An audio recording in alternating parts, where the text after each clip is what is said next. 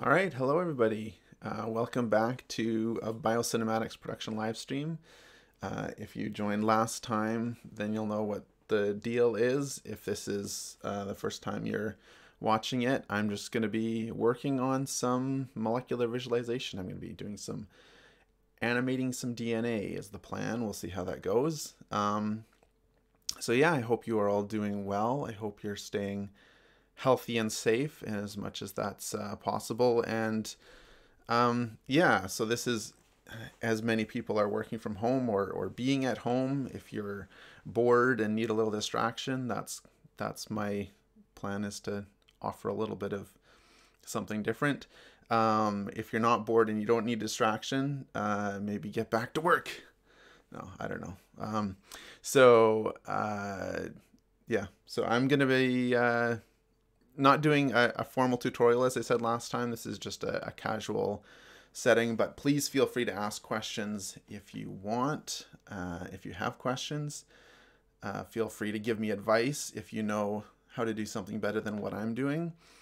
And yeah, introduce yourself if you want to share a little bit about what your background is, so I know what kind of audience I have today. But yeah. That's, again, enough preamble from me. Let's get to doing some stuff with DNA. So, let's see if I got everything up here. Okay, yeah, here we go. So, I'm just going to check that my audio levels are okay on the...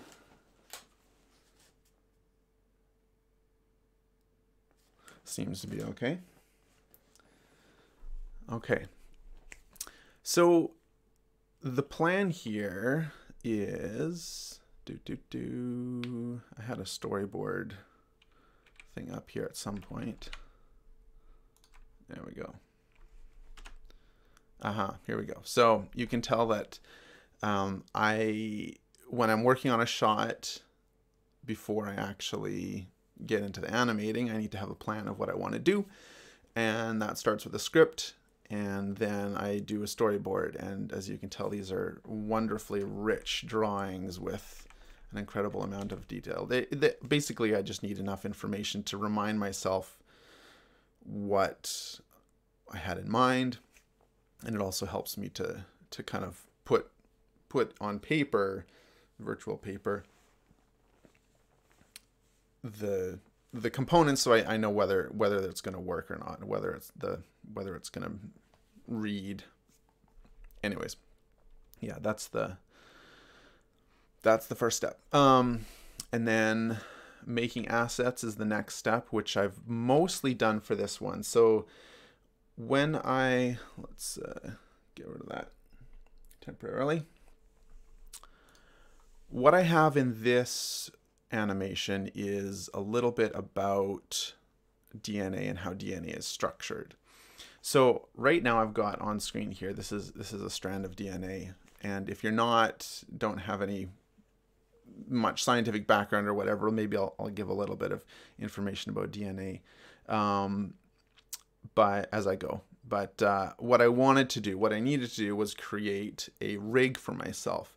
I needed to create myself a way that I could generate a strand of DNA in the length and the shape that I wanted it, and to do various things with it that I'll be able to do, hopefully, today in the shot. So maybe to start, just like kind of, yeah, go over a few of the little features that I have made for myself without going into too much detail about how I was doing it. Yesterday and today I was adding a bunch of stuff and changing stuff and tweaking stuff, so hopefully I haven't broken everything. If I have, that'll be interesting, but fortunately I've got a revision history, so I can go back to DNA 1.0 if I need to. Yeah, so DNA is made of atoms, and they are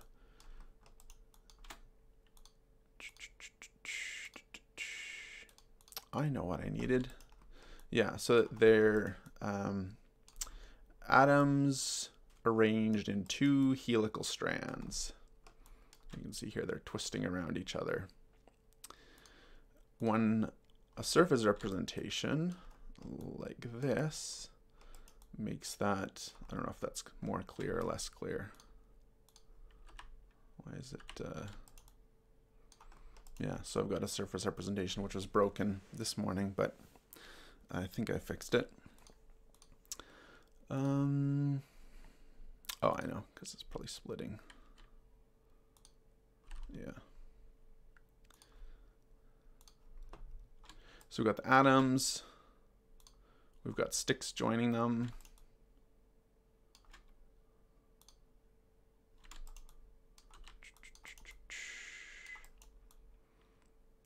So as I'm looking at my rig, I'm just thinking about the kinds of things that I'm going to be needing to do with it and whether I've been successful in setting that up. So the sequence here, I can generate a random sequence. So you can see that as I'm changing the random seed, I've got these internal base pairs, is what they're called, are changing. Or if I wanted to, I could specify, I'm not sure which is I could specify a specific ATCG. There we go. That's specifically the sequence that codes for myoglobin in whales, I believe. I just have that memorized. No, let's just use a random sequence for now. And one thing that I want to do. Okay, so let's just jump in. Let's get rid of all this stuff. And what I want to do is, for this shot, as I had in my storyboard, I just kind of want it straight across the screen. So I'm going to set my camera up, and create a linear strand of DNA across, and then we can do some stuff with it. I think that's probably a good plan.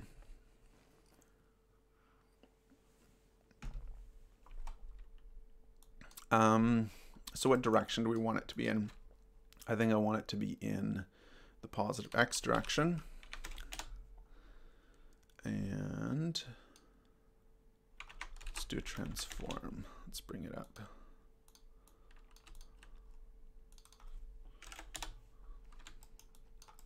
So there it is, it's tiny. But here I've got my camera. I want it to be more in the top of the screen, maybe the top third, kind of rule of third sort of thing. And how long do I want it to be? I want it to be, well, let's just see. Let's copy this.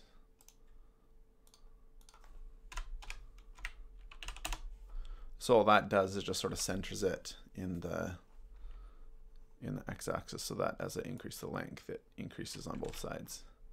So let's go maybe 200. That gives us enough buffer on either side of the frame so that yeah, so I don't have stuff kind of poking on the side of the frame. I might actually change my camera a little bit so that it's not at an angle, because I want it to be fairly sort of orthogonal to the DNA. So rotate, so let's get rid of that rotate, and let's move it. I don't suppose it matters too much. Let's see how that works. So I call this the rig test. You know what, let's make it new.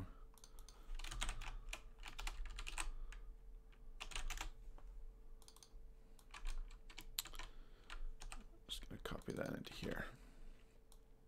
There we go. So we got the middle point in the middle of the screen. I think that's going to make it a little bit easier to figure out where I want things to start doing things from. All right, and then let's just put down the DNA. Like so. Voila, ready-made DNA. That's great. That's what I wanted. And I think that's actually about the right sort of scale. Like obviously I could bring it closer to the camera and then we'd have more, obviously let's bring it further away from the camera, and then we could get more length, or we could bring it closer to the camera and get a closer view of things, but it takes up more of the view. I think something like that is going to work. So we've got about how many, let's see. Well, from peak to peak, 1, 2, 3, 4, about 4, and there should be about 10 bases. So there's about 40 base pairs in there, and that's going to be a good amount, I think, for what I want to do. Yes. How's everybody doing?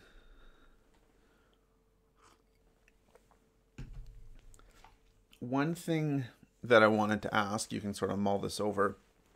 Actually, two things I want to ask. So feel free to put stuff in the chat if you have an answer to either of these questions.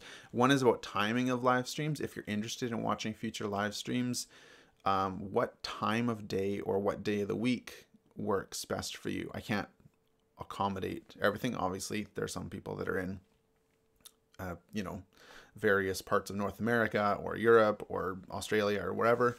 But if you have a time that's like, it'd be really nice to have this live stream in the background while I eat dinner or work in the morning or something like that, let me know what works for you best, and I'll see if there's a consensus that arises. Or yeah. The second thing is, if you are interested in a specific aspect of, you know, anything Houdini or making molecules, animating molecules, that sort of thing, please let me know, because I'm curious to hear what people are interested in seeing, and I'll try to accommodate that as well. And I feel like there's a third thing, but that'll come to me later, I'm sure. All right, so we've got strand of DNA. And one thing that I want to do, so let's first worry about the representation. So when I was last week, I couldn't remember what my settings were. I have notes that I had for myself somewhere that had, so for the rest of the shots, I'm using a smaller atom scale and a stick radius of 0.1. Now that's quite fine. But I think, I mean, for consistency, it makes sense to stick with that. And then I think it had stick divisions of 24, but it doesn't really matter too much at this point. Because they're so far away. Let's see.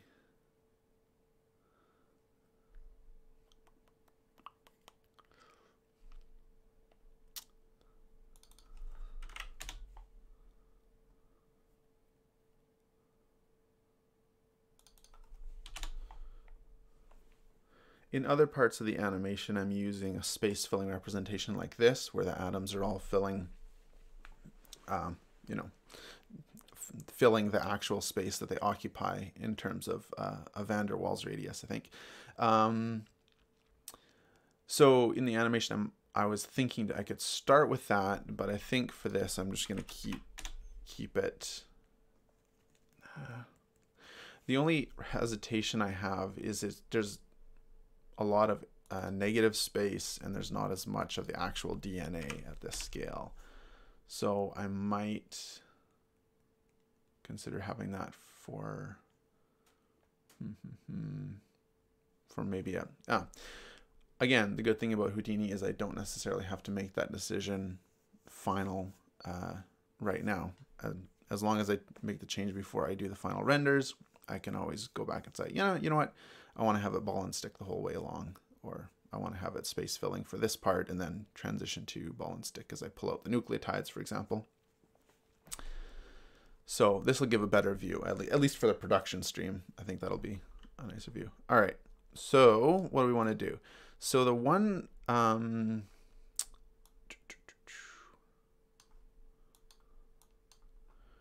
thing I want to do is I want to untwist, because in the storyboard, let's see. Yeah, so I want to untwist a middle section of it to show that there's a little more clearly there's two strands.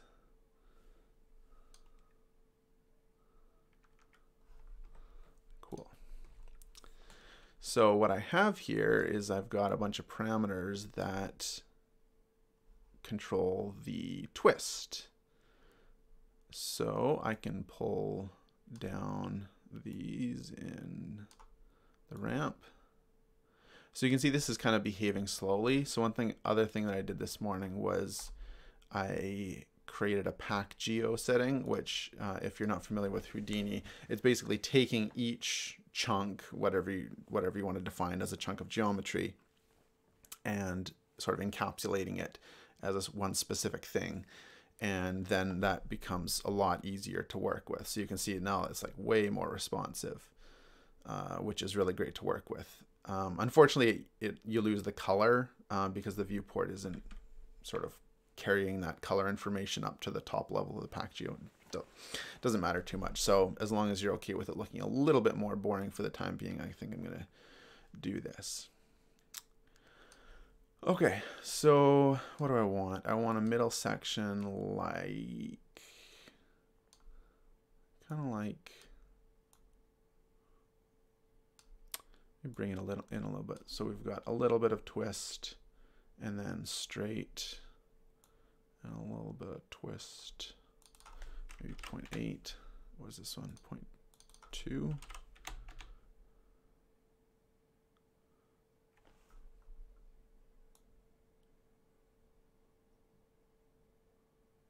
Yeah, something like that.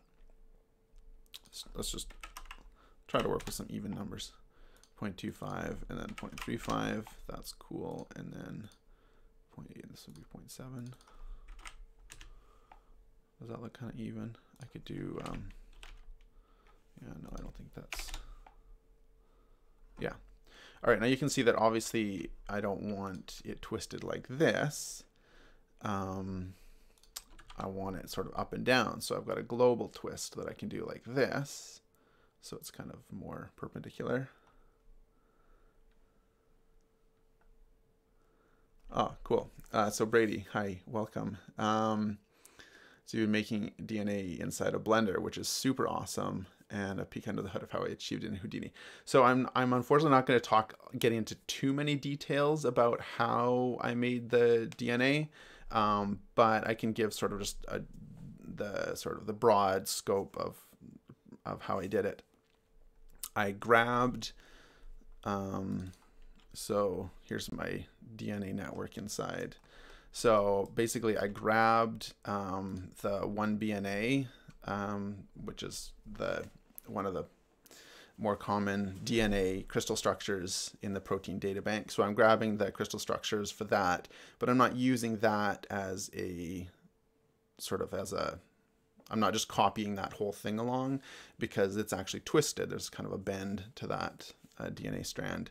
So all I'm doing is I'm pulling out one of each kind of nucleotide, and then I have a whole bunch of set up on a curve. So the input curve, which is the line here, basically I grab it, I make a whole bunch of points along it that are spaced as far as base pairs would be spaced apart. I calculate what the twist needs to be around the axis of the curve.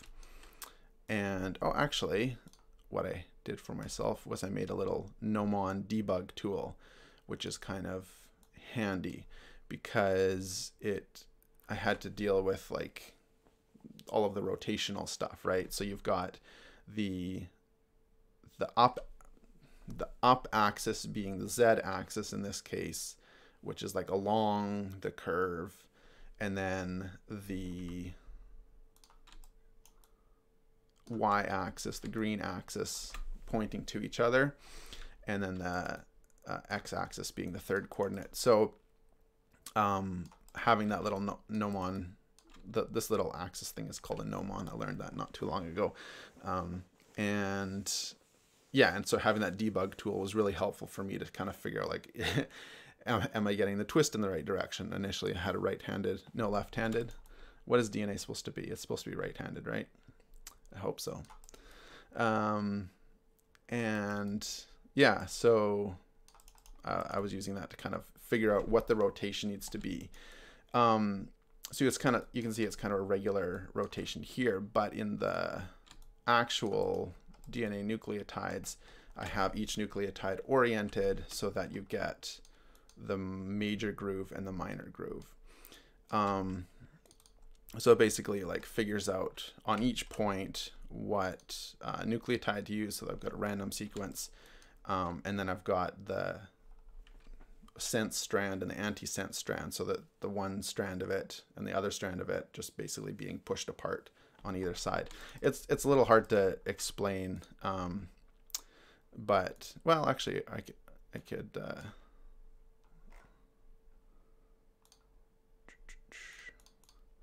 so I've got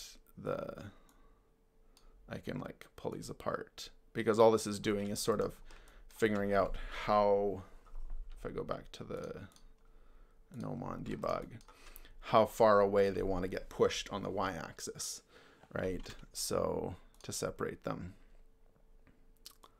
So no separation, and then whatever the separation.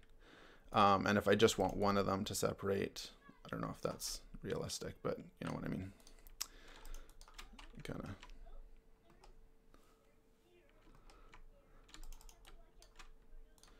So yes.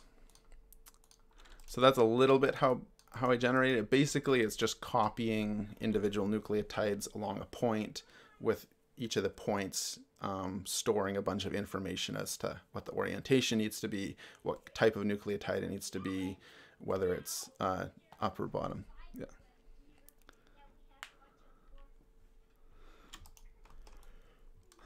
My kids are playing outside the window. I don't know if you can hear them. It's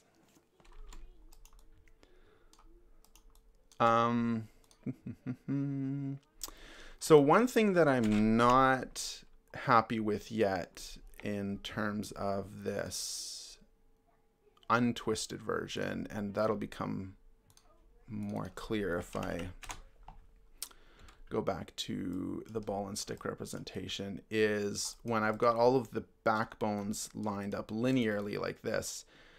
For one thing, I lose the connection between the phosphates, or no, that shouldn't even be. So I lose the connection much earlier on between the phosphate and the sugar. And so I need to figure out, I don't think it's necessarily realistic to have a perfectly straight strand like this in terms of the crystal structure.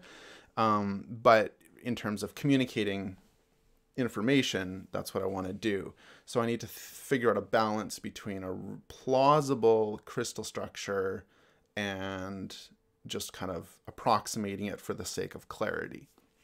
And that's always a balance. So what I want to do is probably orient these backbone components a little bit differently so they kind of join up better as things get untwisted. But for the time being, that this is okay, because what I'm really care about is sort of like, you've got the backbone up here and you've got the bases in the middle, and you can clearly see that there's two strands, one on the top, one on the bottom, and you can also see that the bases are kind of fit together nicely, which is one of the best parts of DNA. So yeah, so I want to animate this untwist happening. Sorry, I gotta pack it again, so that's performant. What I wanted to do, and I was thinking about this, I was just working on this yesterday, what I want to do is not have it untwist from sort of the left side. So you can see that this is kind of like locked on the left and the right side is free spinning. What I want to do is lock the rotation to the center point. So I set up a little lock, so I can either choose a point ID or kind of the UV, and I'm going to do UV to lock 0.5, which means I'm going to lock halfway along. And now I don't need the global twist anymore, because it should be, yeah, it should be straight up and down. So I've locked the middle point, and now when I twist and untwist, it kind of like untwist from the middle, which I think is kind of cool. I don't think it's necessarily better or worse than doing it the other way, but in terms of just a little bit of flair, I kind of want to do like that. So let's key this. So I'm going to key the untwist influence at 0 and untwist And all these parameters, in case it's not clear, are just stuff that I set up myself. So I think like, okay, I want to have sort of a global control for having everything untwist. I want to set up a profile so I can always like change sort of how that actually happens. And I want to be able to like have a sort of a global override so I can rotate it in case it's not facing the camera, right? If the camera's up or down or wherever else. All right, so we've got that. That's cool. The timing I'm not too fussed with at the moment. Ultimately, what I'll do is I'll get my script and I'll go into my video editor and make sure that I've got exactly the right sort of number of frames so that it hits the voiceover narration how I want it to. All right, so we got that bit. Now, what's next? I don't need them to separate right now, so I don't need to worry about that. I think the next thing I kind of want to do is work on highlighting some of the molecules. So what I want to have happen is a sequence of bases on the sense strand. Which is the sense strand? Let's just separate. The sense strand is on the bottom. Do I want the sense strand to be on the bottom? So the sense strand and the anti-sense strand, so there's two strands of DNA. The sense strand is what is used, I'm hoping I don't have this backwards. The sense strand is what is used to get, to basically code for the amino acids. And that's what I kind of want to indicate. Now, obviously it doesn't really matter, like these are random bases, like there's not actually a sense and an anti-sense strand, but for the sake of keeping it straight in my head, I just want to do that. Yeah, I want it on the bottom. So this is where we get to play with some rendering, which is something that I didn't get to until later in the production stream last time. So what I want to do is I just basically want to, so that I can, well, I can show you. I'll just switch over to compositing to kind of give you an idea of what I'm on about. So jump over this side. Hello from over here.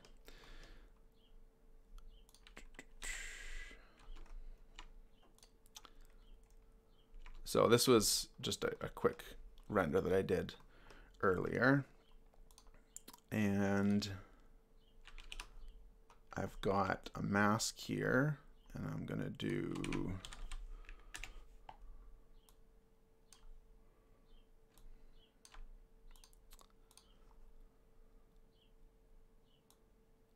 okay, so now I'm just affecting the bases. But what I really want to do is just affect one individual nucleotide at a time. So instead of having to like mask this manually,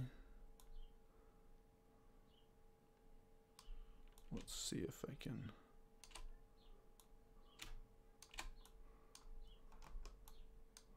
How do I want to demonstrate this?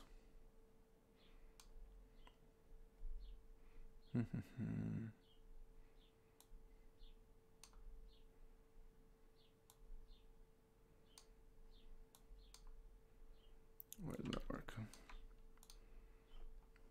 Well, anyways, the point is I want to make a mask that just applies to one individual nucleotide so that I can kind of highlight them. And I think what the kind of highlight, just kind of like, I don't know, boost the gain and contrast and saturation, or maybe the other ones I might dim the contrast a little bit. I don't know. I want to highlight them in some way, so I just want to use a mask so I can do that in the compositing. So how do I make that mask? Well, right now if I render, let's just go let's make sure these are grabbing the right things. So I want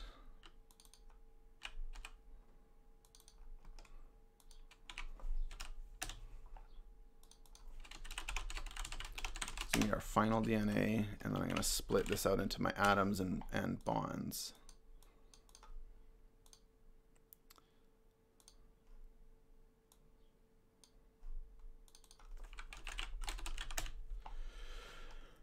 And before I render that, I'm going to have to turn off this PackGeo so that it generates them properly.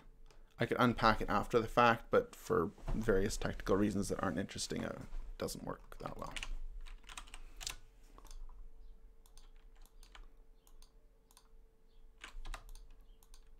So these are going to be our atoms, bonds. Okay.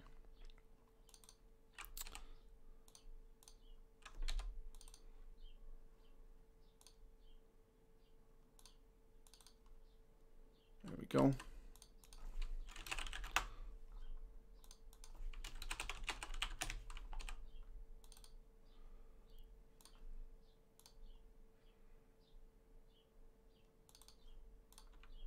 Cool. Okay.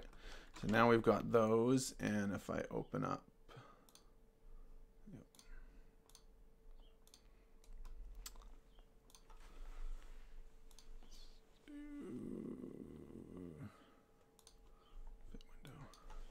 I've got that. So that's going to be my beauty render in like the final quality render. But I want to render a supplementary mask. And there's various ways that you can do this. But what I kind of want to do is just create a flat black and white image. So that's what I'm going to do first. So we're going to create a new, so these are the materials. This defines what the things look like. So for the atoms, I'm basically grabbing the color attribute. So all of these atom types have a specific color value associated with them. And then plug it into the material that gives it the kind of the specularity and the shininess and all of that sort of stuff. All right, so this is going to be our generic mask. And what that means is we're going to grab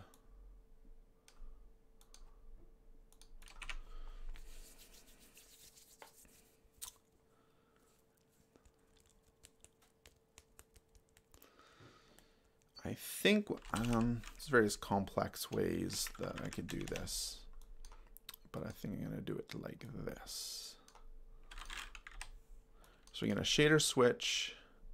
A value of 0 means black, and a value of 1 means 1. And I'm going to do, the selector is going to be, was it scalar? No. Integer wasn't. So what this is going to do is this is going to tell the renderer Redshift what parts of the molecule to render black and what parts of it to render white.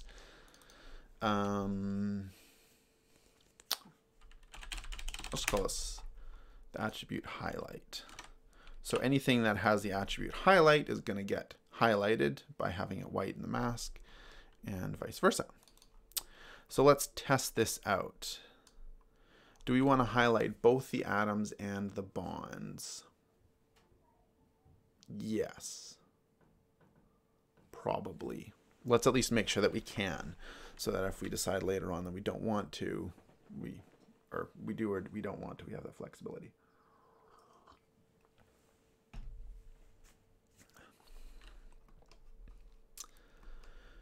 And the way that we're going to do that is, again, this needs to be unpacked to do this, I think.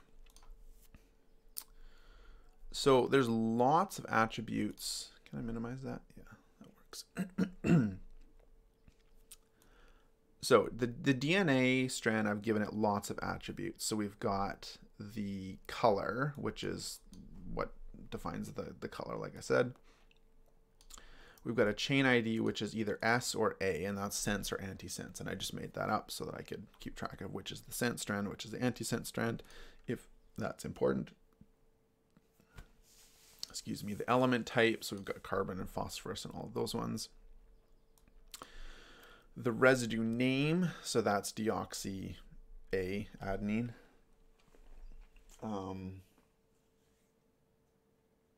I think that's, I'm trying to remember where the D came from, but I think that's is because it was from DNA, or deoxy nucleic acid. Yeah, so that defines whether we got A, T, C, or G. That'll become important down the line. And then the residue sequence number. So again, I set this up myself. So this is also the number of the base pair. And so this is the same all the way along. So what we could do, just to kind of demonstrate that,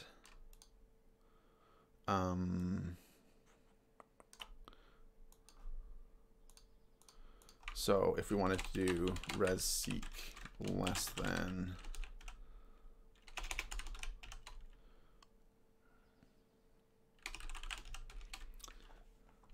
something like that, and then we could edit the parameter interface and give it just an integer.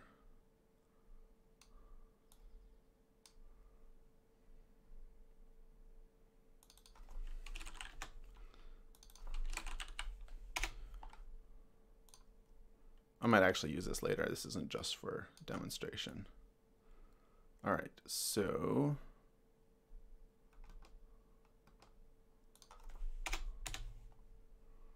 is this working? There we go. What's wrong with this? Warning. I probably shouldn't be doing this in all in a group. I should do the same thing.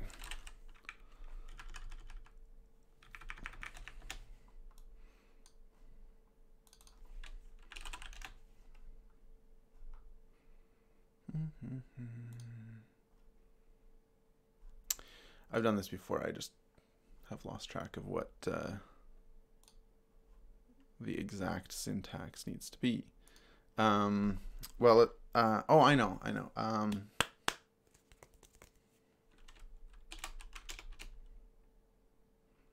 Let's just make sure it, there we go. And then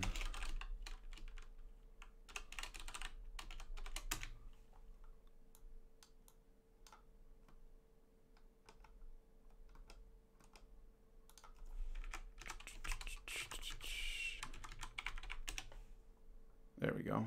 Why didn't that work before? Maybe it did. I don't know. All right, so we can trim individual points. So what I want to do is I want to have something that's animating the highlight along. So if we want to say, let's do an attribute wrangle, which is the best way to just put in custom attributes and stuff like that. So we're going to do if res-seq equals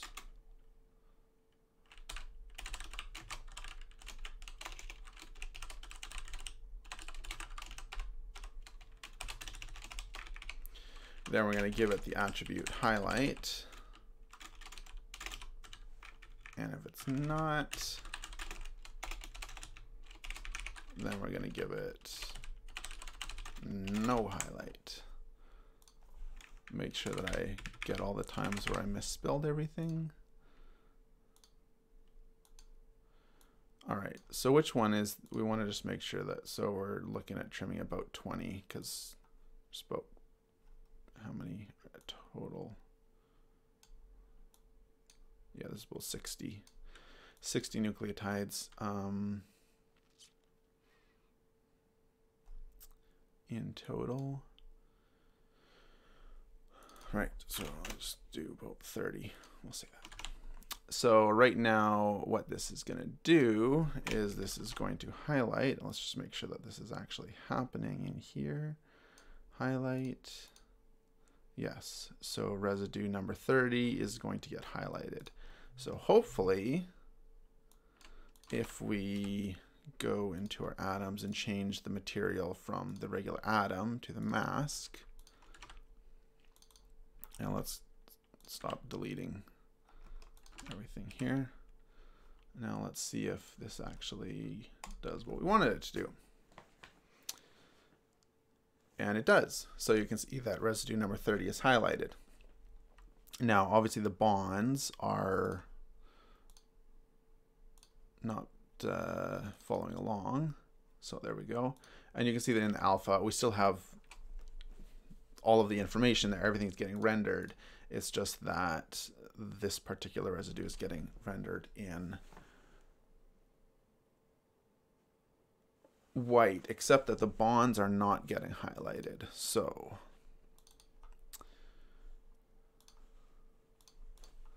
why is that?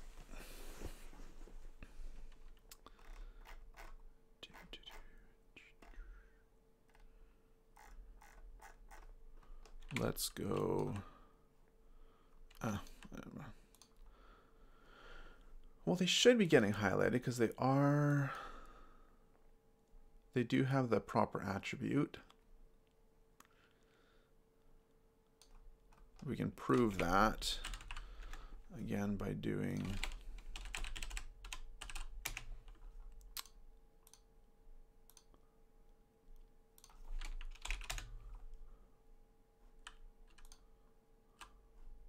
so it's a little hard to see. What we could do is hide the other objects. So you can see that the bonds are there. They're getting highlighted, but maybe they are, and I'm just like blind. Here, let's go the original size. Let's okay, there they are. Maybe they just needed to refresh the interactive render. Cool, so that's good. So we got our atoms and our bonds being highlighted how we want. Now we want to do them sequentially, and I only want to do it on one strand for the first part. So how are we going to deal with that? Fortunately, it's not too hard. For the animation, all we need to do is we just animate this one, right? So we're going to animate from, let's do, instead of this, let's just, we'll save that. We'll just put in another one. Yeah. Let's just temporarily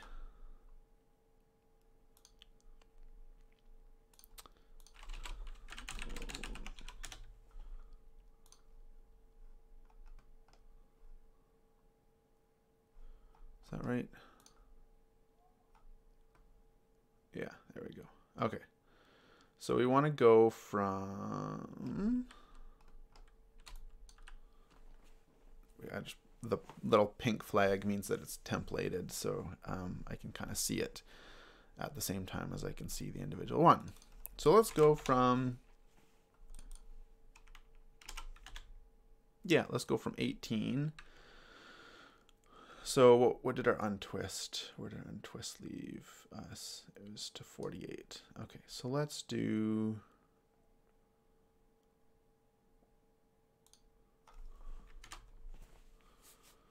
let's see, we want to go from 18 to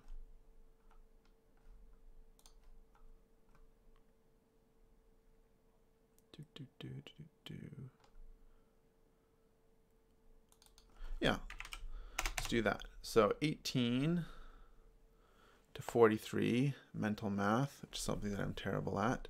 So I'm not going to try to do it on camera because, so that's 25 plus 1 is 26.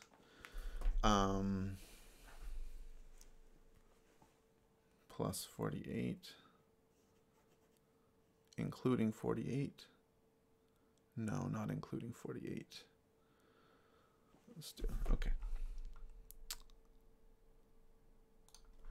So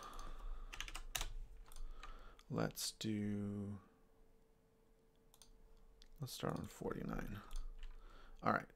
Now, if we do a linear interpolation, right now by default it's a smooth interpolation, then theoretically each frame should have a single residue highlighted. And that seems to be the case.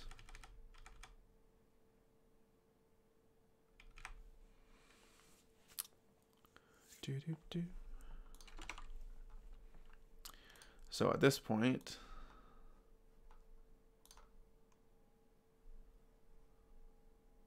if we go to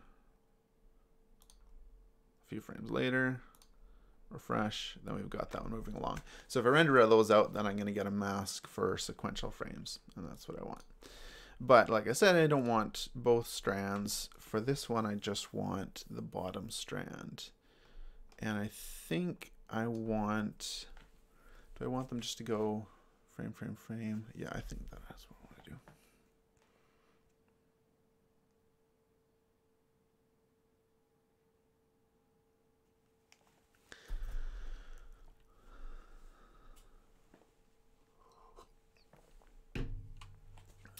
And then once we've got this bit,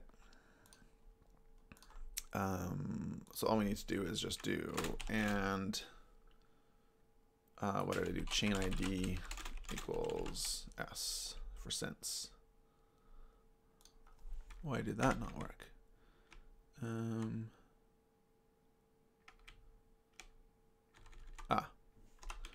I should really be doing, yeah. This is an integer, and this is a string. There we go. There we go. Okay, so now we're just limited to the bottom mask. Cool. All right. So that's highlighting that. Actually, I think if I remember correctly, we want to first highlight the bottom strand, and then we're going to highlight the top strand in the opposite direction.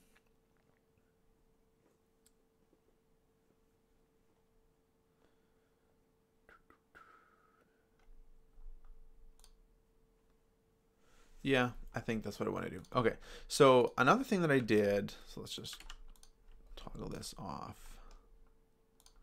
One thing that I did with my DNA was I added the 5' and 3' end indicators, because I always get confused, or like looking at it, it's not obvious where the 5' and the 3' end is. So we want stuff running 5' to 3' for replication and things like that.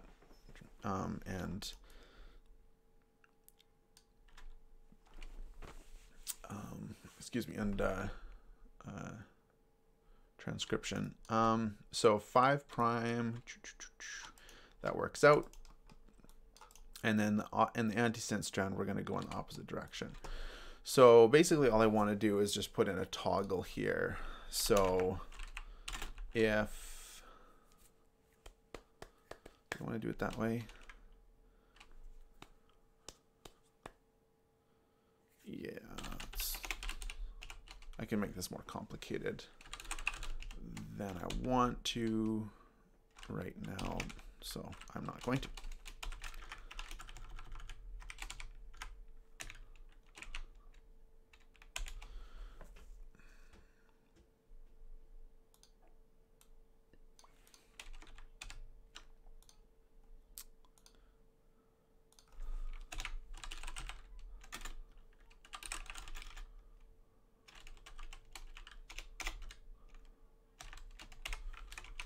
So what I'm doing here is just making a little selector so I can choose to animate the top strand or the bottom strand, highlighting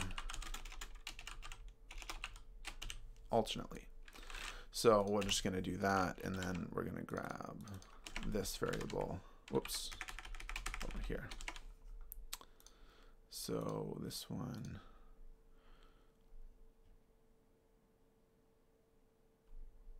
I need to define it beforehand.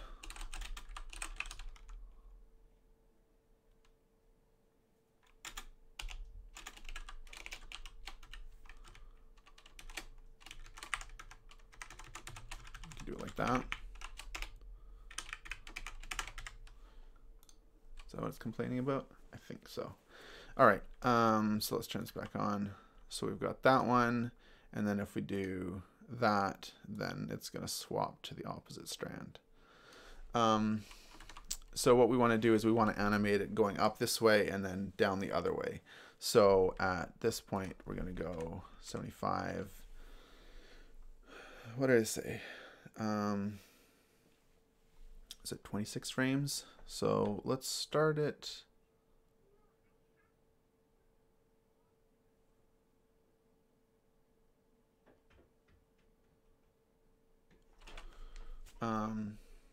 Yeah, actually, so before this point, I don't want it. Wait a minute. 49. That's right. So 48, I actually want this to be like -1 for it not to highlight anything.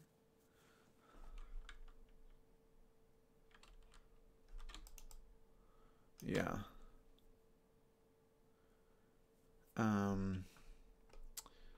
And then on frame, come on, frame 76, I want it not to highlight anything.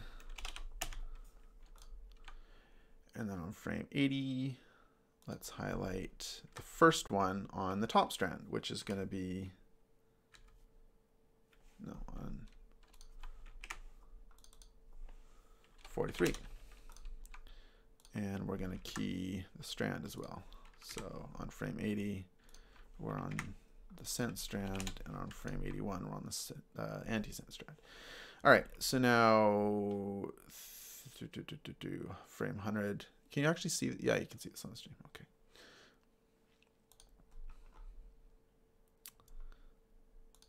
What did we say? 18.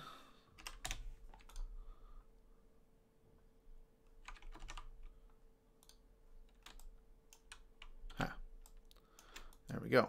All right, so that's going to be linear as well. And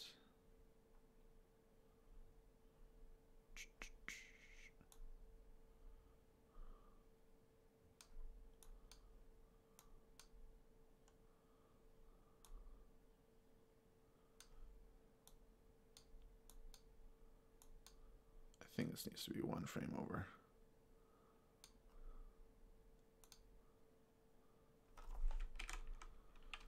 Now, as we go along, we're sequentially highlighting back in the opposite direction. Cool. Now let's just double check that that's actually rendering okay.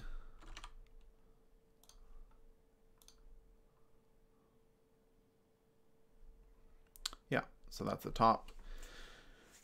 Nice. All right, that's the first part done. What else do we want to do?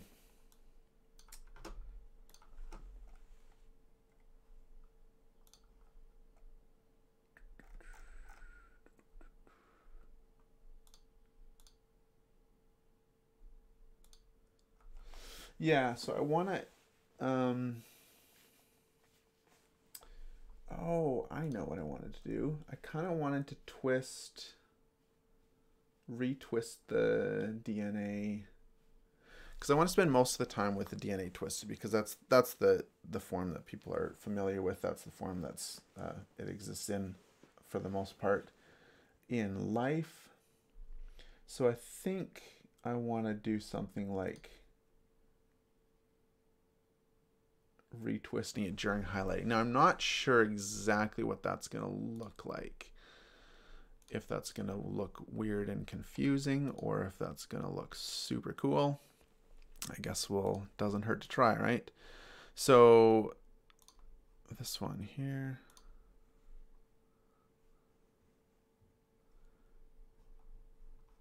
Let's see what it looks like. If we do that, I'm just trying to see if I pack it. Will that gonna? That still works. Does it still work? Yeah, it still works. Cool. Okay. So I can just leave it like that for now.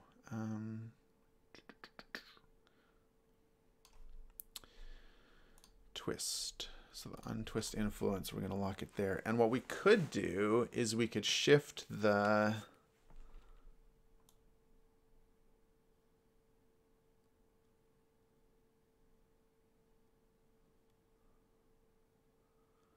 that point so that it twists up from that end. That would be kind of cool.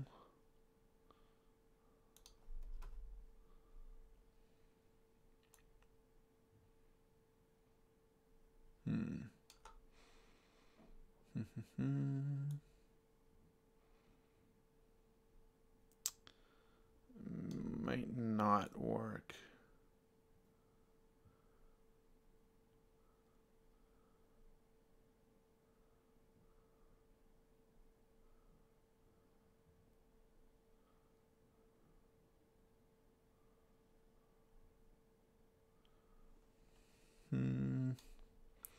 I don't know if they're like that.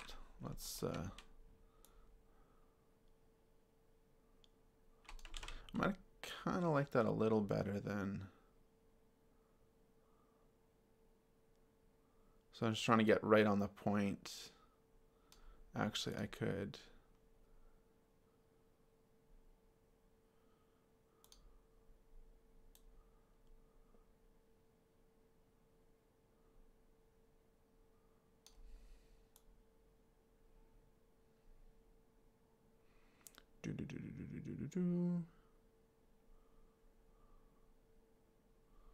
Okay, well, let's just do this and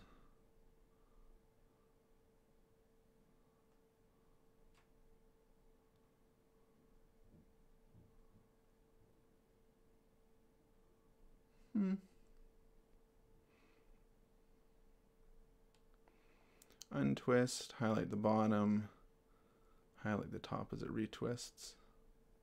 Yeah. I'm going to go with that for now. Just something a little bit interesting. It's not a key piece of information that's happening there. It's just a little bit of a visual flair.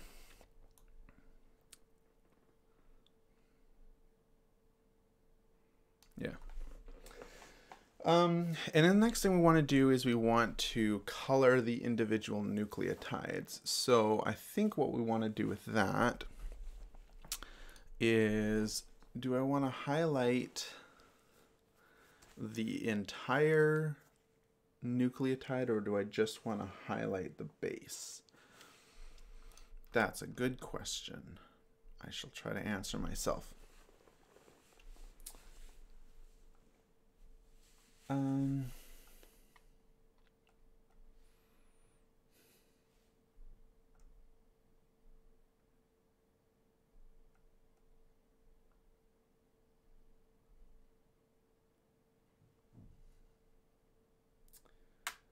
Four nucleotides.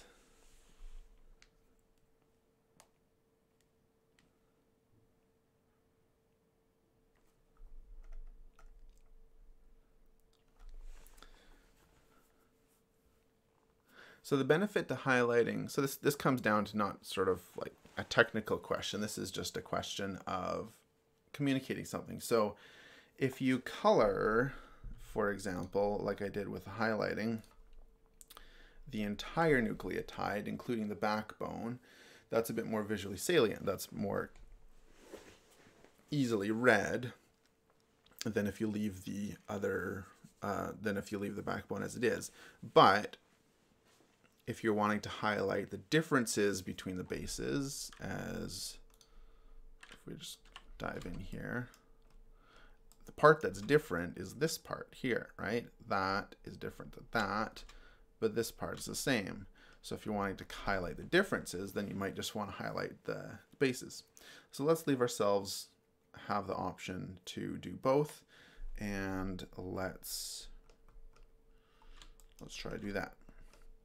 So here's my sequential highlighting. It's going to end at 106. So let's jump forward to frame 121 and let's start to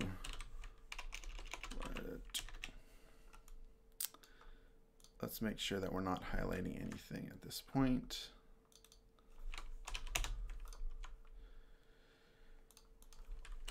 And now we're going to highlight spaces.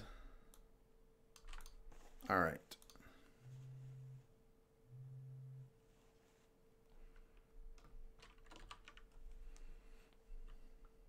What's your favorite molecule? I have to say my favorite molecule is DNA. I know that's kind of like an obvious answer, or like a too common. It's not as interesting. But the very real thing is that it's really awesome, and it's relatively straightforward to have like a cursory understanding of, but it's got so much depth to it. It's got so many intricacies that are really fascinating, whether that's epigenetics or supercoiling of DNA or anything like that. It's just got so much interesting stuff going on from all, like, obviously all the genetics.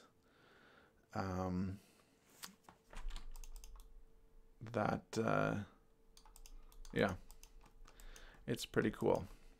From a structural standpoint, from a bioinformatics standpoint, from a just artistic standpoint, it's got everything going for it. It's pretty cool. Okay. So what we want to do is we want to choose which base we want to highlight. So we're going to do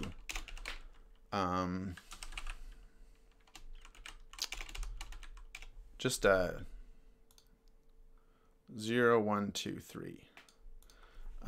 So we're just basically going to do if the base is 0, then we're going to highlight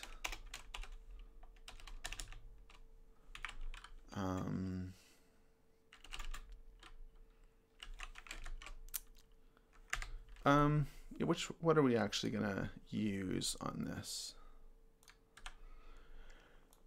So we've got the, wait a minute. When it's packed, we don't have it. I should probably fix that. So the residue name, so that's probably what we want to use. And we also have a group called backbone. So you can easily say if it's not in the backbone and it's type G, then let's highlight that. So here we go.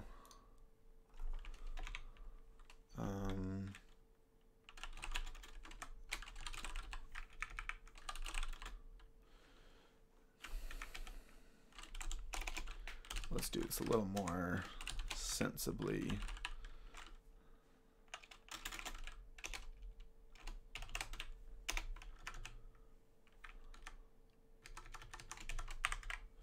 Base equals, I actually had this coded in, let's do it alphabetically. DA, else if base ID. As far as I know, Vex doesn't have a switch statement.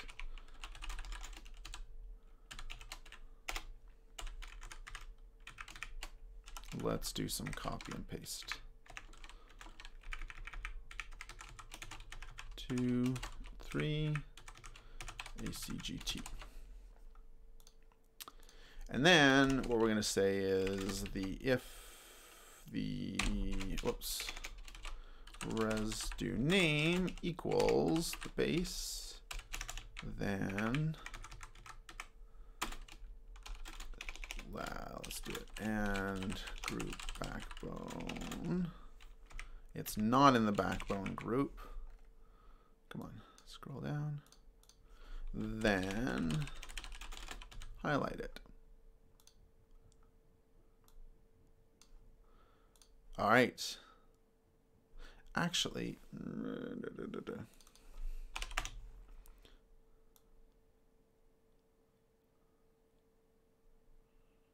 yeah, let's do that.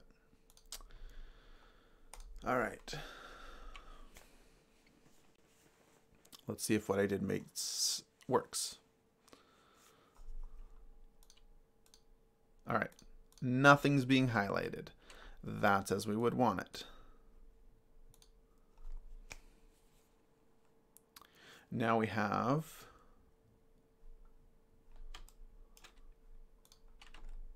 Come on. Ha ha ha. All the, let's just fit this to the window. There we go. We've got, presumably, that's the adenine bases that, oh. Okay, so we've got a little bit of backbone, and I know why that is. So, okay, not to get ahead of myself. So, one, this should be C, and then we should get the complement of those ones. Indeed we did. Boy, there's a lot of, it's a CG-rich section of DNA, which means that it's got a higher melting point. Did I get that right? I don't know. Like I said, I know a little bit about a lot of different things that I can sometimes remember.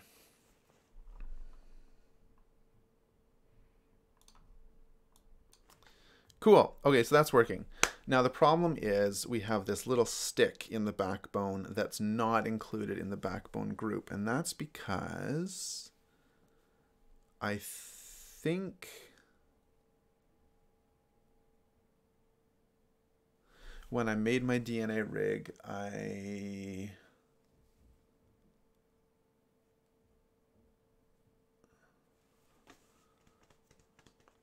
wasn't including that for some reason.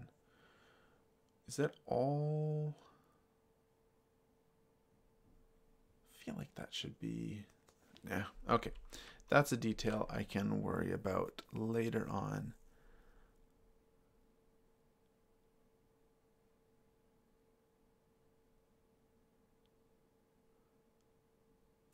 I am wondering whether the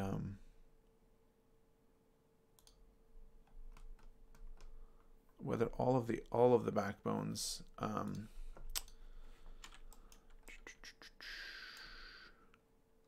why is it only showing those ones?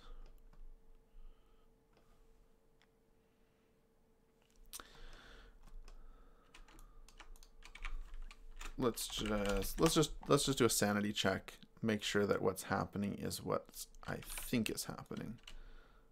Come on. Come out of there. Let's split out all of the stick primitives, which are just all these guys. And let's further get rid of the backbones.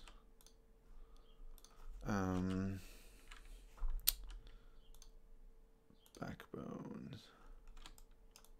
Huh. Well, that's an easy fix. I don't know why I didn't do that before. I remember thinking about this and I was like, no, but that's not going to work for such and such.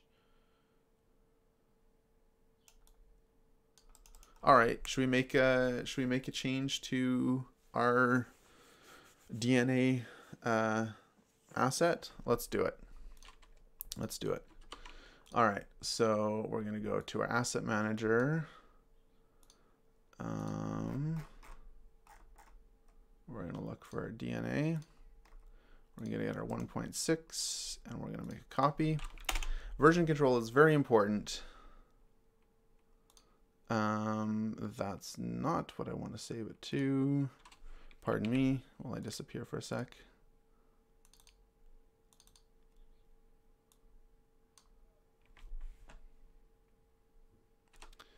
Okay.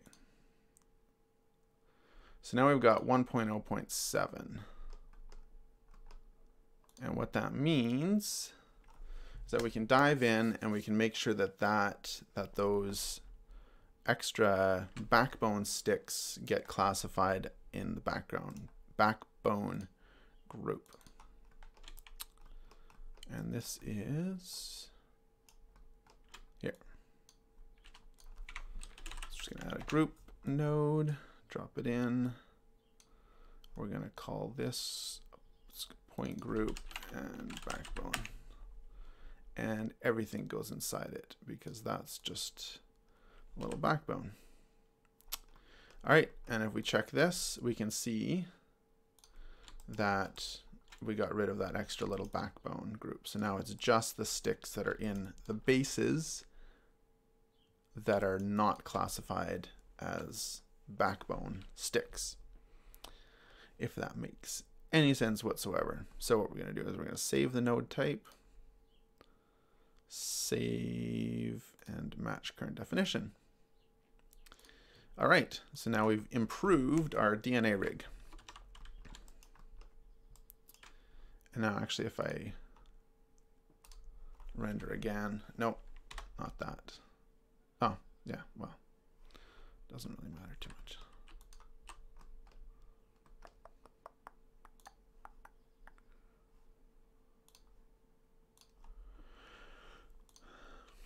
All right, so this is pretty easy. All I want to do is go key that there, and then on this frame 0, key that, and frame 2, 3, 4.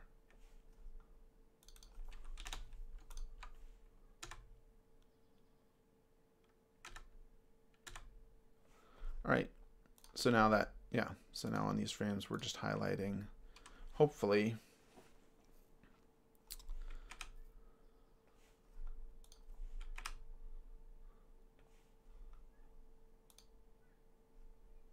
yeah.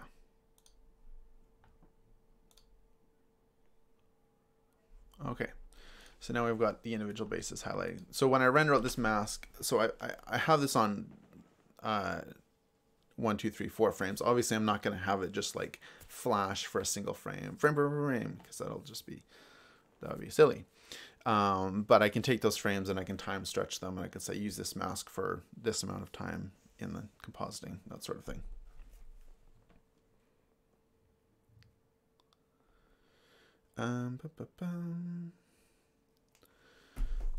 All right, man, this is going. I'm getting so much more done than I did last week. Last week I just basically just grabbed some amino acids and managed to stick them on a grid without actually rotating them properly or getting all of the atoms that they needed on.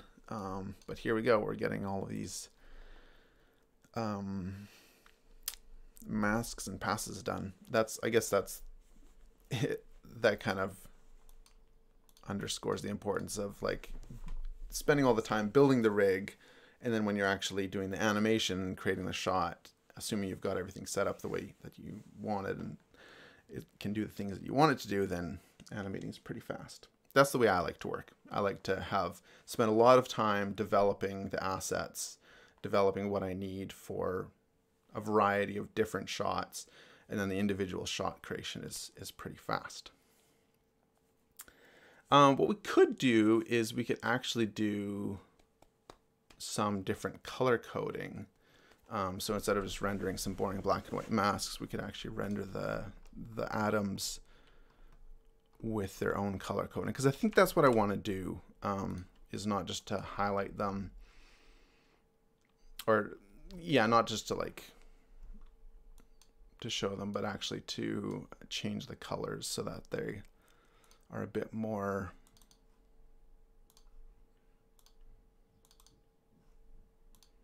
colorful. All right, so let's make another material. We're going to call this Atom CC for atom color coded. And instead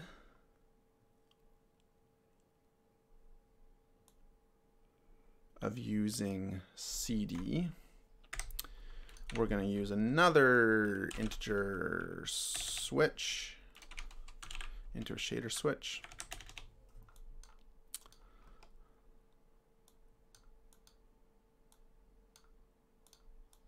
And actually color these.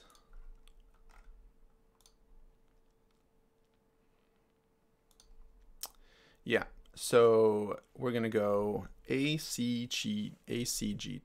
So for just to start, I'm just going to give these like primary colors.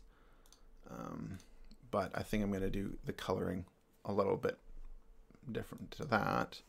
But just so that we know that this works, so what attribute do we want to do? We'll call this base type. I don't know, naming is hard. Fortunately, they're just names for myself. and not for a whole team of people, because then the naming gets a little more touchy. But I still like to name stuff so that I remember what I was thinking. And this is, put down another wrangle. This one's going to actually be for the color coding. Stop rendering. Stop rendering. So, I'm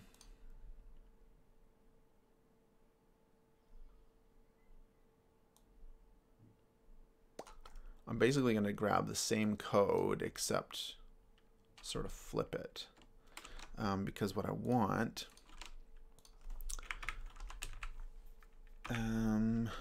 to do is I want to have the backbone. So if it's in the backbone, then I want to give it the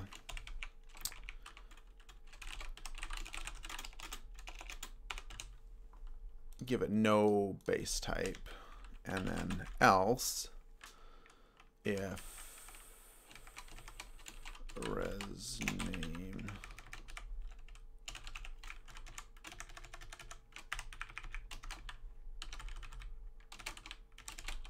something like that.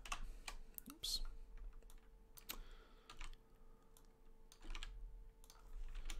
DC, and again, I'll do this alphabetically. DG 1, 2, 3, 4. And again, this is like it. This is why it's so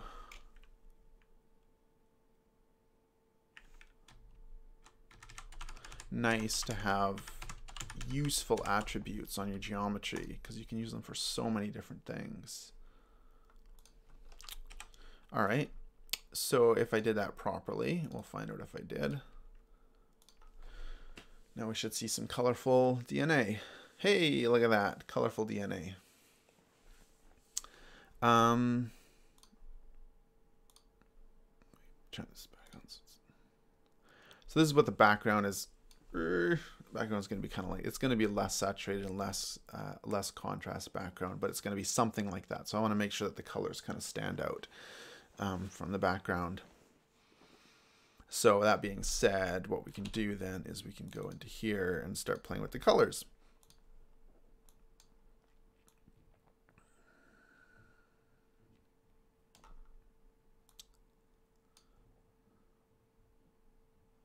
Do we want the bonds to be the same colors?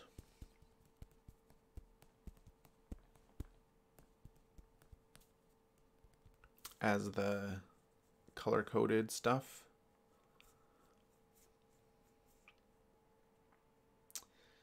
What, I mean, we could also do, you can also see what the untwisted looks like. It's kind of pretty. And again, this goes back to my original thought, or one of the things I was talking about originally, where I was feeling like the weight of the atoms themselves is not super, like if you compare that to even like, well, let's just save. So this is the original.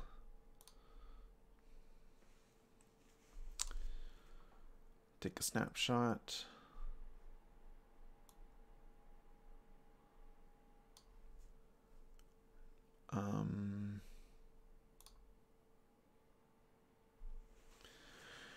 Yeah, we'll take a snapshot.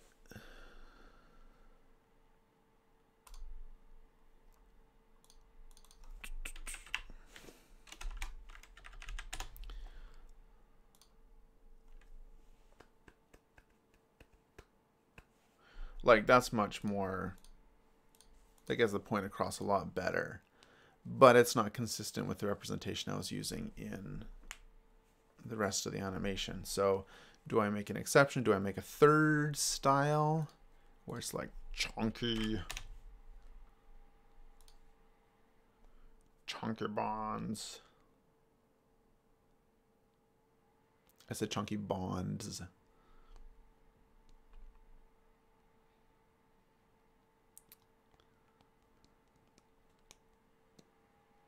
maybe.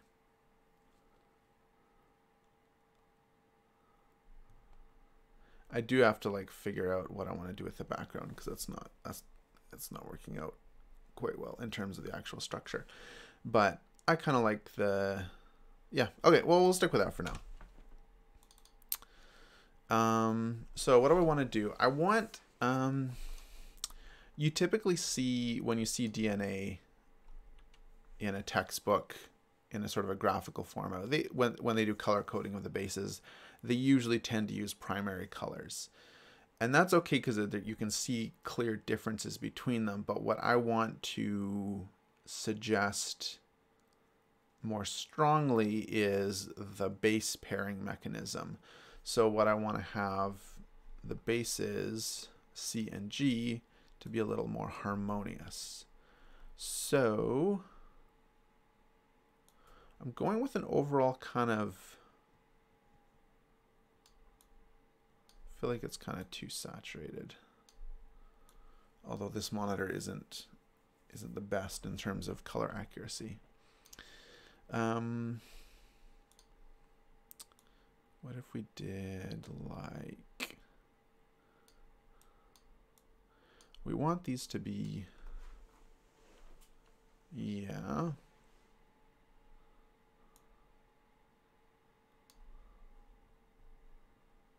Whoops, let's do something different with this one.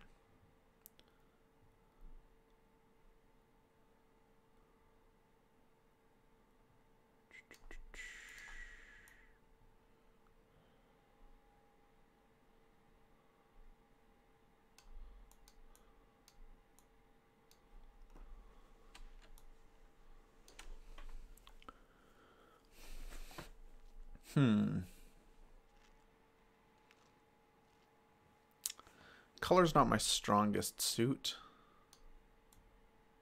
What do you think of that?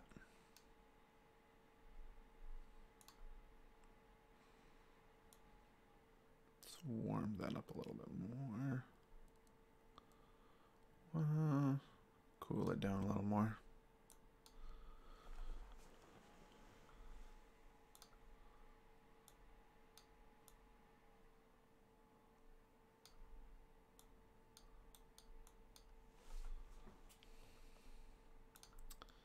Do a little more saturation. Make them pop a little bit more. I don't know. You're gonna have to wait and see if the final animation has a color coding something like that or something completely different. So,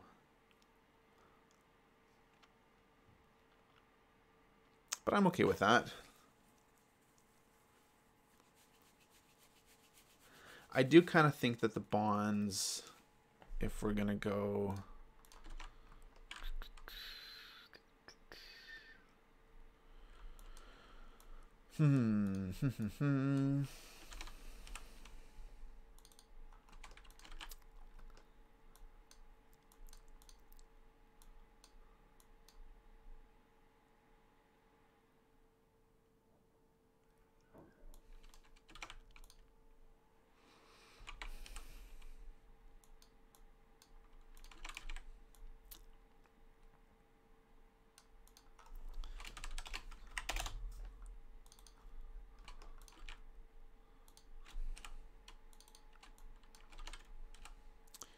what we can do.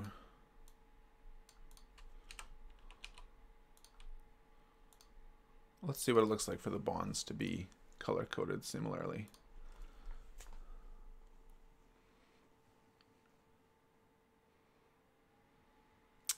I like that on, yeah. I think I kind of like that.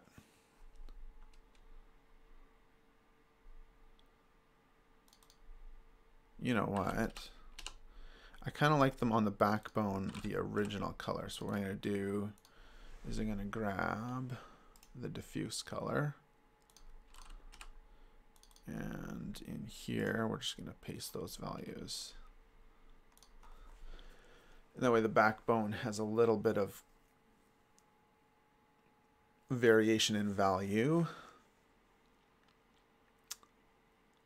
We could maybe even go dark with the backbone, but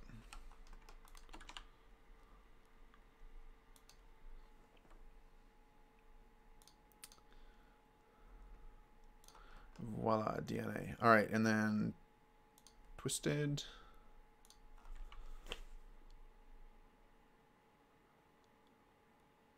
You know what? I'm not liking this this random collection of sequence. So we're gonna just mix it up.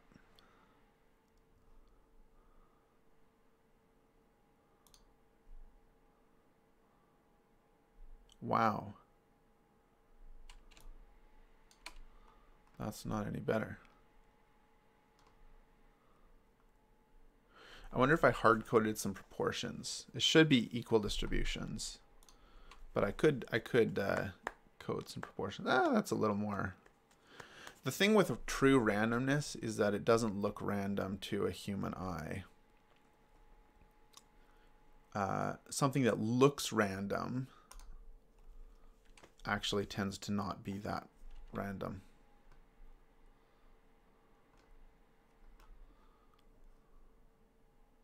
So fortunately, we can just kind of iterate. Yeah. See, less, well, it's still random, but I handpicked it, or kept going until I found something I liked. That feels a little more. Yeah, so let's go back to our. Yeah. Does that looks a little more like a random DNA strand. I mean, you still got like obviously the stuff that doesn't look random is like 3 in a row, 3 in a row, 2 in a row, 2 in a row. That's not random, but it is. 24, 54. Let's run the lottery a couple more times. Wow.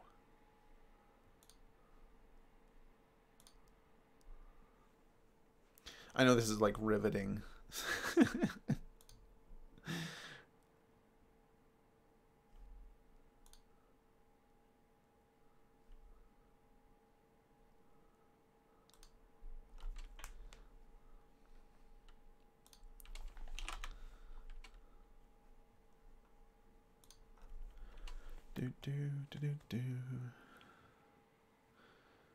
So good, going about an hour and a half, hour and 20 minutes. Kind of like that.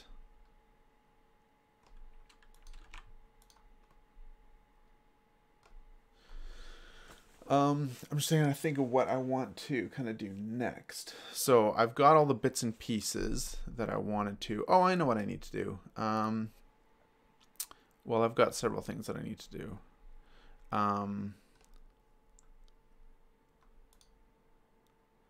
One thing I can do is pull out some nucleotides.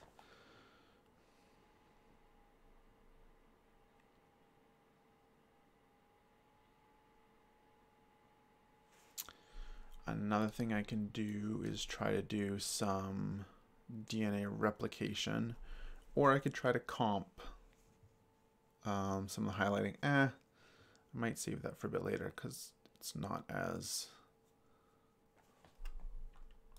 I don't know, dramatic.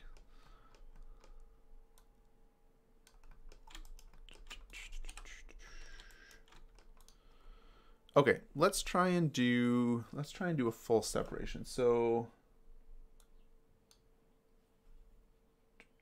one thing I'm hoping that this rig can do for me is DNA replication. So let's like take a stab at that and see if we can make that work. And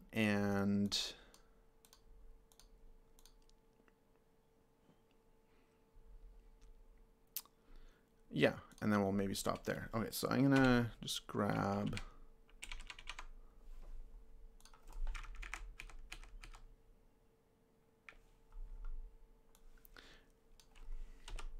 here we go. Here's my storyboard for replication.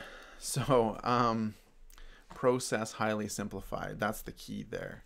So basically what I want to do is I want to have the strands start twisted, untwist, separate from the middle outward, and then have like completely separate, and then have two strands come in from the other side, or from 5' to 3', I guess.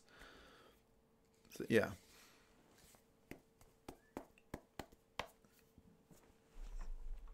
Let's give it a try.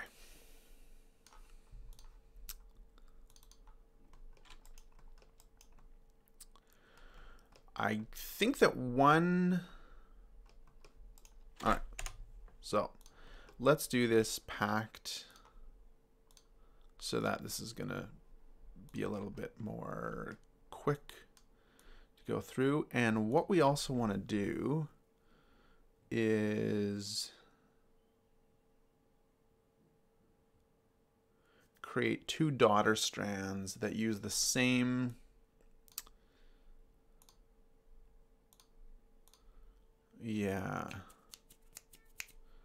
Okay, so let's start frame 150. We might need more frames here. Let's start right frame 151. So we've got twisted. We should key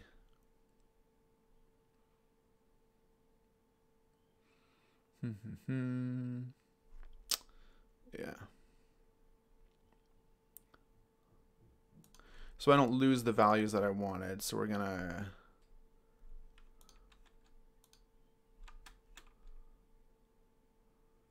how would I key all of this?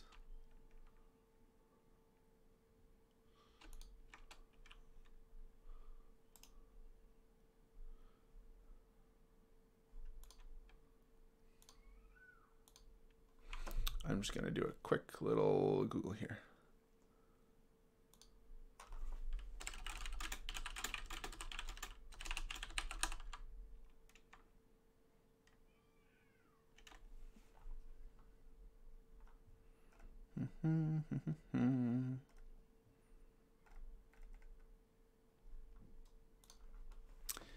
Okay. I'm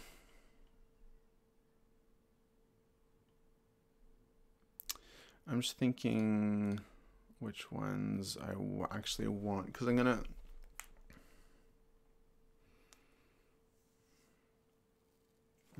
I think let's just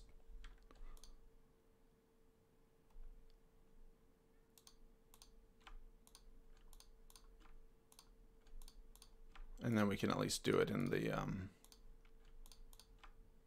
mess around in the animation editor if we need to later. All right, so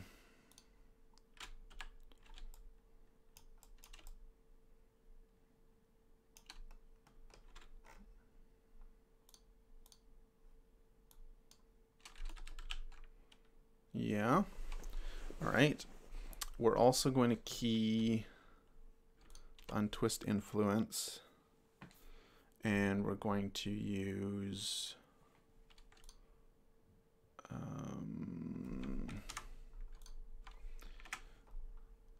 we're going to point lock in the middle. So what did we say? We had 60.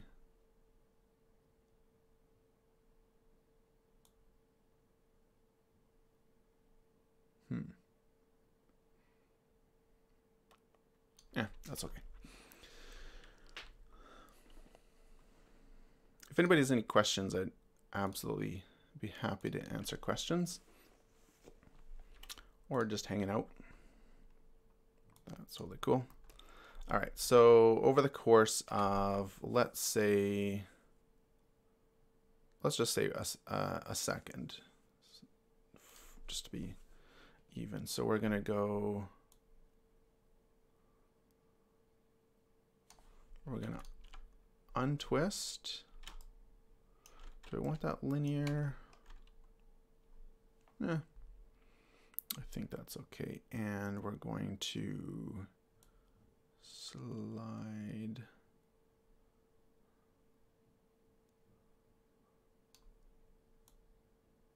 Yeah. So, okay, let's do 0.01 and how far apart were these? 0.1, 0.1.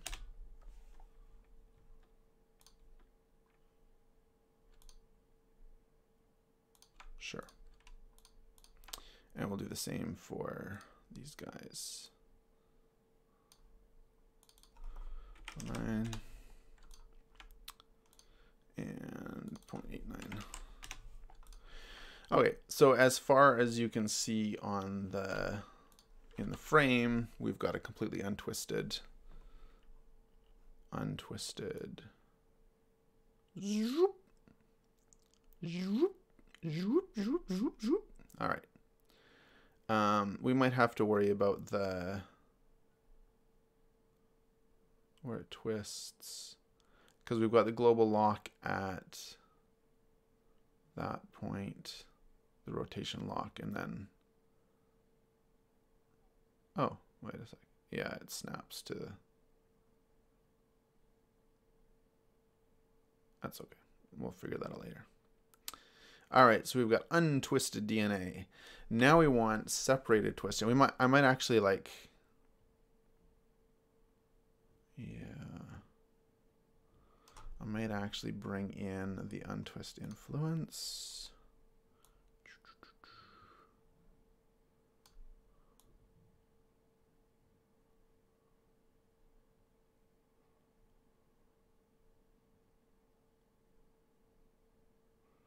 I mean, I might spread, actually I might spread all of this out.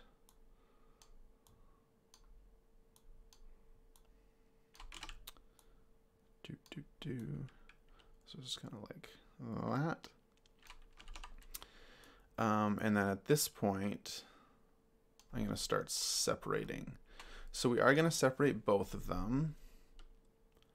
I think I'm going to set up a similar bubble. So it's kind of going out. And then, oh, okay, that looks really weird, but like a zipper, you know, like, yeah. All right, so let's start this out. So we got this one where we want to key this. Okay, let's key it at here.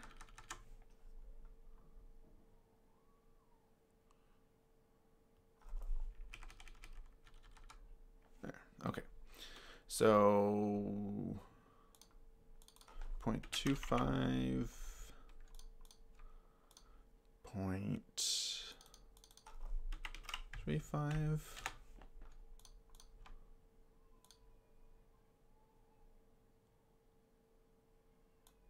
You know what? I kind of want to bring this in a bit more. Let's go 0.4, 0.3. And let's bring this one in 0.5 and 0.65. All right, and then over the course of, I don't know, that much time, we are going to go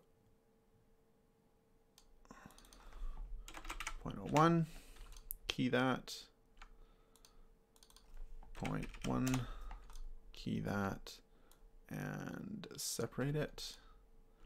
And then this one, it's kind of two-dimensional animation sort of thing happening here.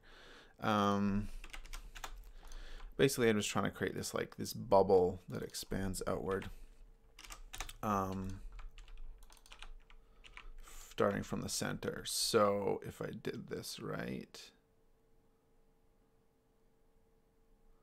yeah, so that's kind of growing. Kind of want it to reach its max distance sooner though. Kind of want it to reach its max distance around here. So I'm gonna do that like so. Kind of like that. Zoop.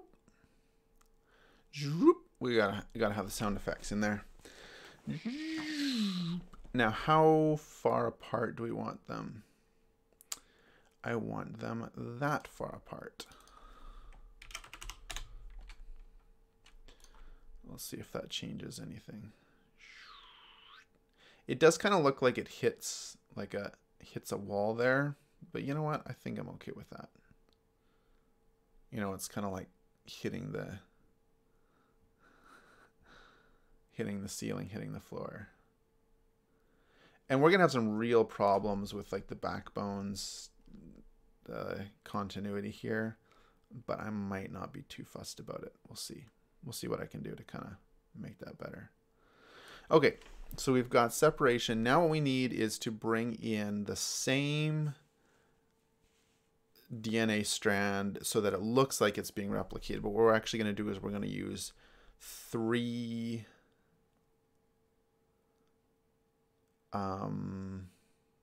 we're going to use 3 different DNA tools. So I'm going to copy this. Yeah. And we're going to copy this. We're going to get rid of all the animation.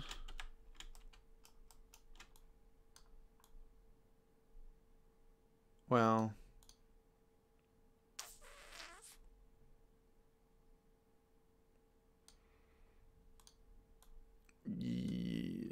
yes, we're going to get rid of all the animation.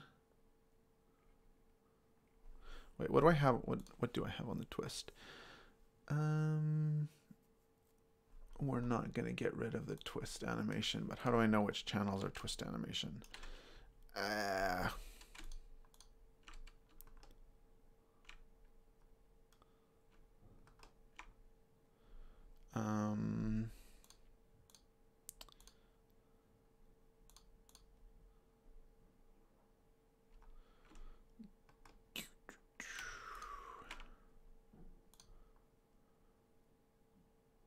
Actually, you know what? Just keep that value. So what I might do is then, because basically I'm going to want to reverse the twist on the daughter DNA strands, is what I'm thinking. So if I keep the keys, I can just reverse the keys, and that should be relatively straightforward. So let's just deal with one of these at a time. So in order to,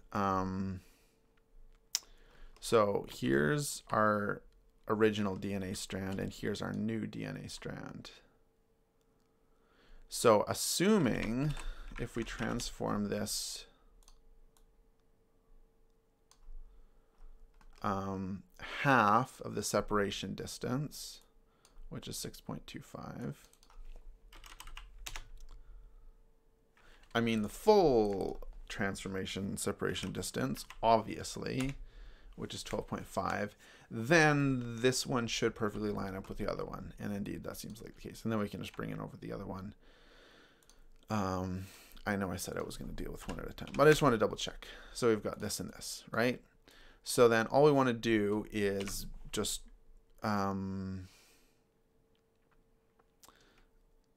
well, we can just do a clever little switcheroo. So we can hide this one, and then bring in this one and bring in that one at the same time, right? Let's do a big merge.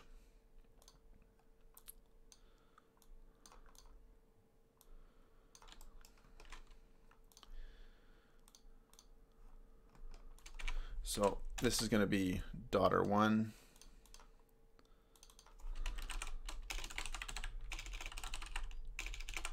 Daughter top. It's going to be the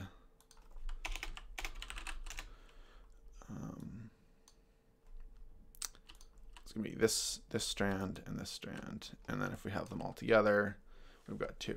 So what we could do, actually, you know what? Let's just be a little more sensible about this. Nah, that'll work okay. All right. I think I will need to wrap up in a little bit, but I'm hoping I can kind of get this done. So what I want to do is I want to do a bringing the nucleotides in along like I had. So what we're going to do is we're going to basically we're going to just take the same thing as this, except instead of highlighting it, we're just like making it visible. So maybe I'll just like grab this to start. So we're going to do replicate, and this is going to be the we're going to bring in the bottom strand of this one. So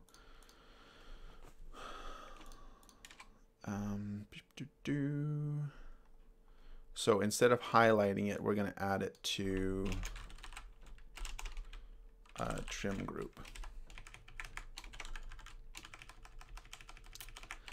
And instead of matching it, we're going to say if it's greater than or equal to,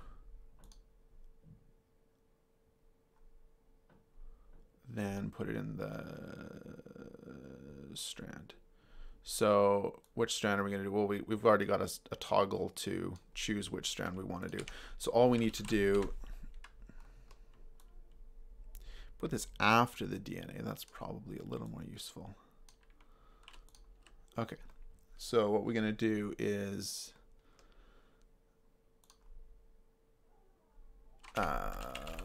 just absolutely destroy all of this DNA. This is what happens when you are hit with ionizing radiation.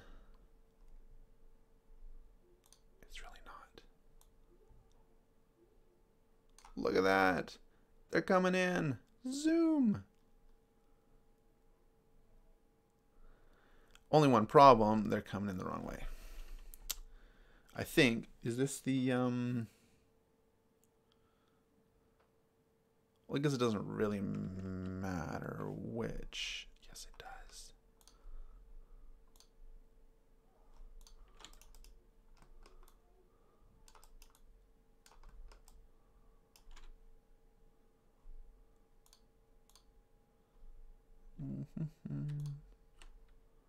Why is this not giving me?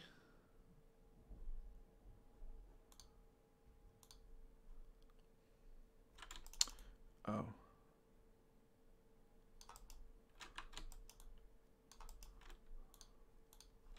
I was trying to find my prime end indicators, but they're not showing up. Oh. What? I thought I had that working.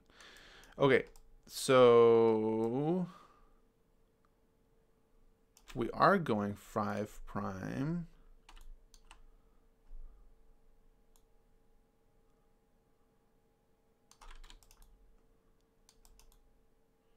To 3 prime.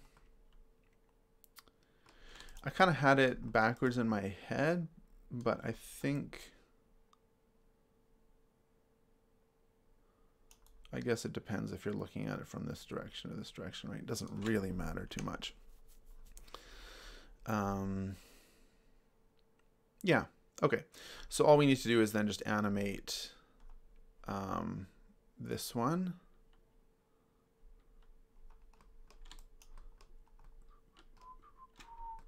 Do a switch, so we can do a single frame switch from this to merge those.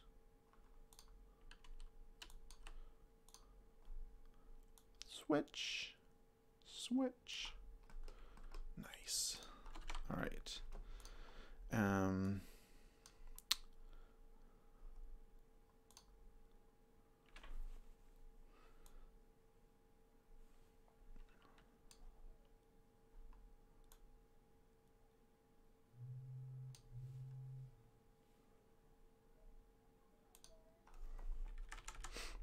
Almost done. I'm going to wrap up in a little bit here. But I think you can see that we're kind of getting to where we want to be.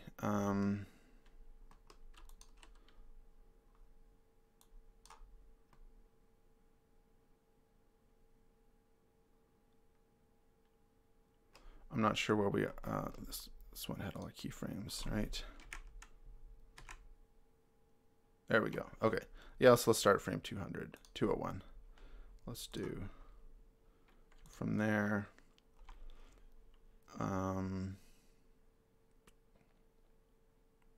Let's do one second. I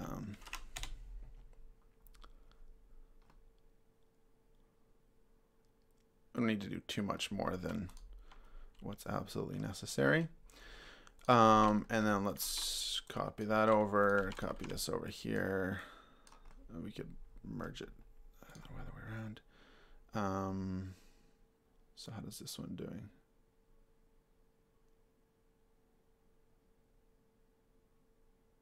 Right, and then obviously we need to switch the strand. There we go.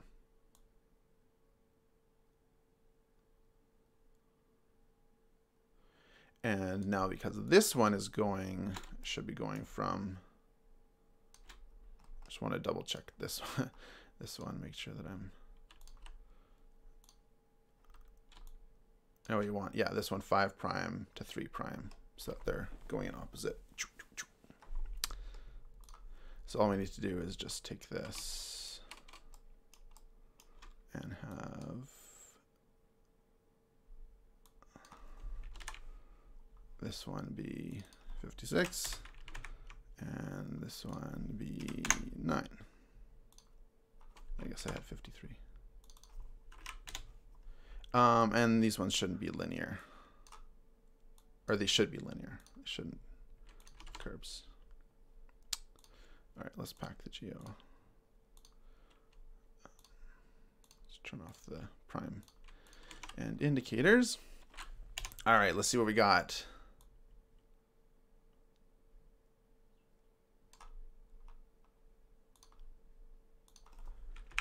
Always good to flip around the sign. Yes, maybe. Oh.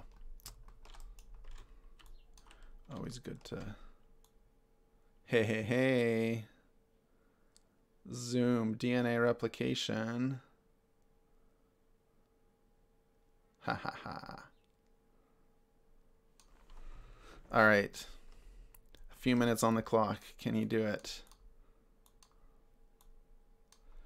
So at this point, so what are we doing here? We're going to switch from 0 to 1.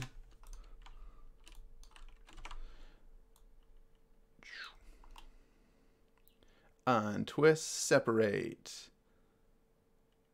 replicate.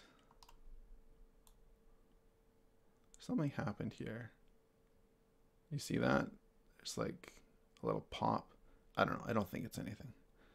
All right. Once we get to this point, more time. I need more time. Don't we all? Then we're going to rewind. Not rewind. You know what I mean. Rewind. Retwist. All right. This is where we take all of these keys. Where are the keys?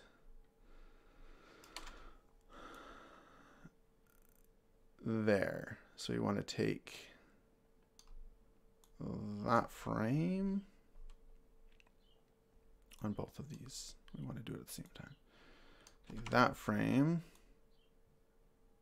Where do we want to start it? 230. And paste. I said paste. We want to take that. Paste that there. We want to take all that.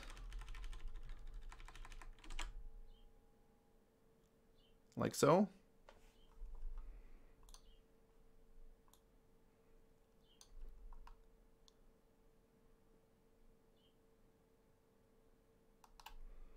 Not too shabby.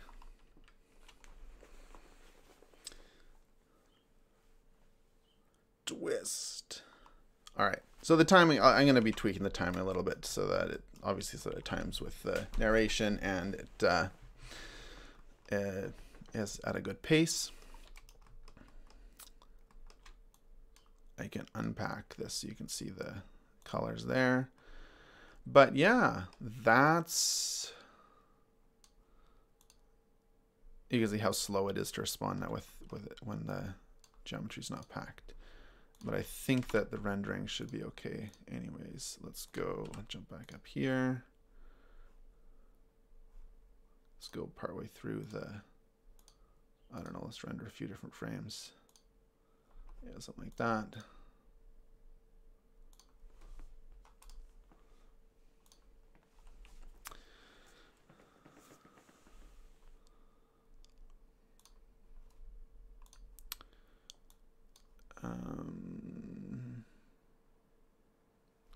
Okay, maybe I do need to unpack it.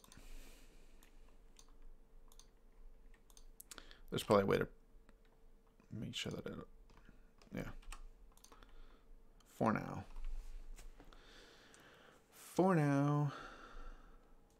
What? Why is it broken?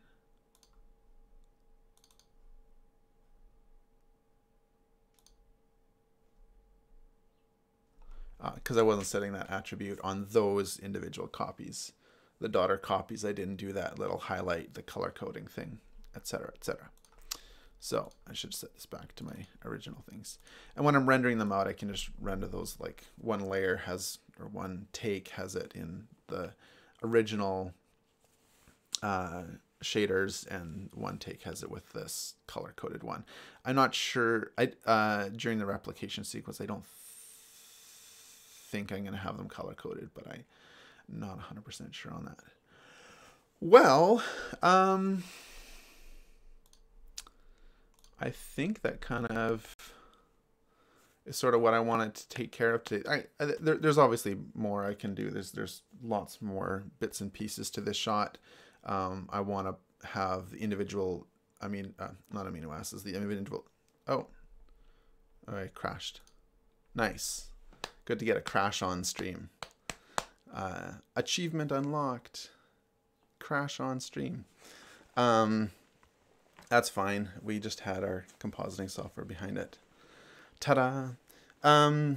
Yeah, so I'm going to pull out the individual nucleotides and have them sort of in the foreground, in the bottom of the frame, the bottom third of the frame for a part of it, and then do some discussion about base pairing and stuff like that. Yeah, so thank you so much for joining me. I'm going to do a little bit of self-promotion, if you'll indulge me briefly. So first things first, we've got our production live stream live now, but more importantly, we're at 93 subscribers, which is awesome. And that means we're 7 away from actually having a nice URL. You can't see it here. So this is my channel URL right now, which obviously it's a little hard to direct people to. I just have to be like, search for Making Biocinematics. So if we get 7 more people to subscribe, then I can make a proper URL, youtube.com/makingbiocinematics, presumably. Don't steal that one from me in the meantime, please. No, it's fine. And yeah, I have a subreddit. Did you know that I have a subreddit? So if you're into Reddit and you want to join the Biocinematic subreddit, obviously there's not too much on there right now. I'll be posting videos there, but my hope is that as the channel continues to grow, then maybe there will be some discussion happening on Reddit. It's a good platform for kind of engagement and back and forth, stuff like that. And very finally, if you enjoy the kinds of things that I'm working on, if you're interested in science communication and that sort of thing, and you're interested in supporting me financially, if that's within your means to do, that would be tremendously appreciated. Obviously there's no obligation, but yeah, check out the Patreon. You'll get notified of live streams as among other cool stuff. I think that's pretty much it. So thank you so much for joining me. I had a lot of fun making that, doing DNA. I'm glad things worked out as well as they did.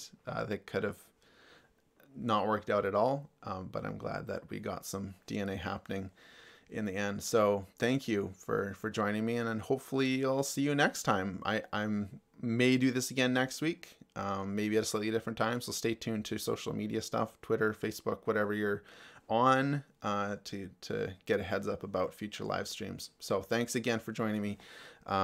Stay safe, stay healthy. All right, see you later.